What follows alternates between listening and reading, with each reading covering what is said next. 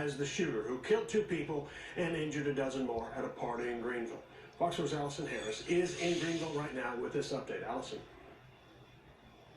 Yes, Stephen, Heather, this is a major development in this capital murder of multiple persons case. The man who was arrested and charged for this shooting, this Halloween homecoming party in which 2 people were killed and 12 people were injured, 8 of those people being shot. Brandon Gonzalez has been released from jail tonight. We were here as his friends and family and attorneys got to see him as he came out, and they applauded and cheered and hugged him.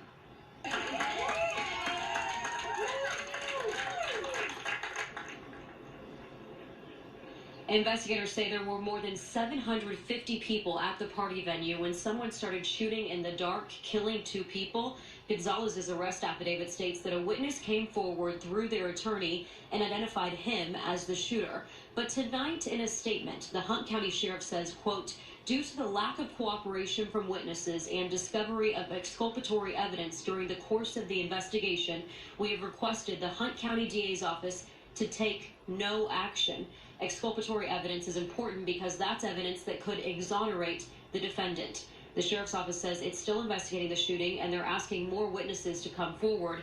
It's also important to say that the sheriff's office has not come out to clear Gonzalez's name or to apologize to him. And according to Gonzalez, he has not even heard from anyone with the sheriff's office specifically on why he was released tonight, only told that he was being released. Gonzalez's attorney, Andrew Wilkerson, says that he produced more than a dozen witnesses who told investigators that Gonzalez was not the shooter. His attorney says, quote, it was a blindfolded investigation. They kind of just blamed this man, questioning why they would make an arrest based on the eyewitness account of one person, and that's according to the arrest affidavit, when there were hundreds of people at the party. In a statement, the sheriff maintains that the arrest was based on credible information. This is what Gonzalez says about his own arrest. There was no evidence on me. And out of 750 people, like, how is it me? You know, how do I get pinpointed out of everyone? And I wasn't even in the building. You know, it doesn't make sense. You know, and for me to go to work that next day, like any normal person would, and then for them to come up how they did and draw guns down on me, it's not right for anyone. I don't wish this on nobody who's innocent. Gonzalez and his attorneys say they absolutely will be filing a lawsuit against the sheriff's office. Gonzalez talked about how he lost his job as a mechanic. He has 3 children, a 3-year-old and 2 1-year-olds that he takes care of. He also says, you know, you Google his name and now you see that capital murder of multiple persons charge.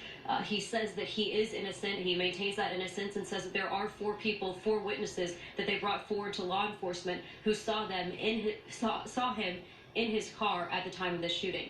We did talk to the cousin of one of the victims of this shooting, Byron Craven, who was killed. She says that she just wants justice to be served. And if this is not the shooter, she wants to make sure that the shooter is arrested. So now the sheriff's office is continuing this investigation, asking more witnesses to come forward.